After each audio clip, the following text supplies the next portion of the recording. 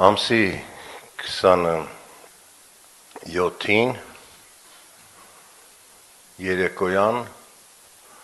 20:30-ի սահմաններում սկսվեց մայրաքաղաքում ձյան-տեղումները, սպնական շրջանում հիմնական տեղումները հյուսային գոտում էր, հետո տարածվեց ամբողջ քաղաքի տարածքով մեկ։ Տեղումները շարունակվել են մինչև հաջորդ օրը, գրեթե 9:30-ի սահմանները նոր սկսեց դադարել։ Ինտենսիվ տեղումները հյուսային գոտում էին Նոր-Նորք, Ավան, Քանաքեռ-Զեյթուն, Արաբկիրի վերևի հատվածը, Թբիլիսյան խճուղուն հարող հատվածը եւ ըստ էության հիդրոմետծառայության տվյալների համաձայն մայրաքաղաքի ցածրադիր գոտում ձյան շերտի հաստությունը եղել է 10-ից 15 սանտիմետր, հյուսային գոտում 15-ից 20 սանտիմետր։ Նախապես պատրաստված էինք ամբողջ տեխնիկան, խոշոր բազմաֆունկցիոնալ տեխնիկան եւ միջին տրամաչափի տեխնիկան բաշխված էր վարչական շրջաններում նախապես եւ ճիշտ ժամանակին սկսվեցին աշխատանքները ձնամակրման մայրաքաղաքում։ Աշխատանքները հիմնականում մոբիլիզացվել էր ԵԱՍՄ տեխնիկայի ուժերով,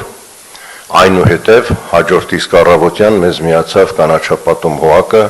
մարդկային ռեսուրսով եւ տեխնիկայով։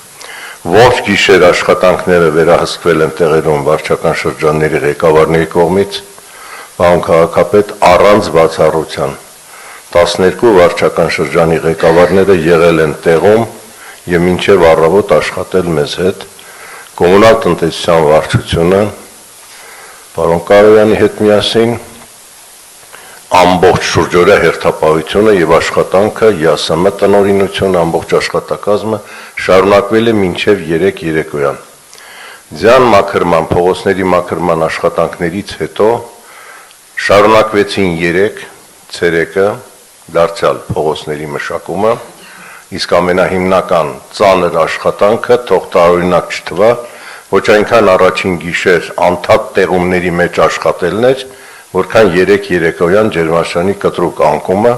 եւ մենք ամեն ինչ արեցինք, որ քաղաքում որևէ խնդիր չառաջանա։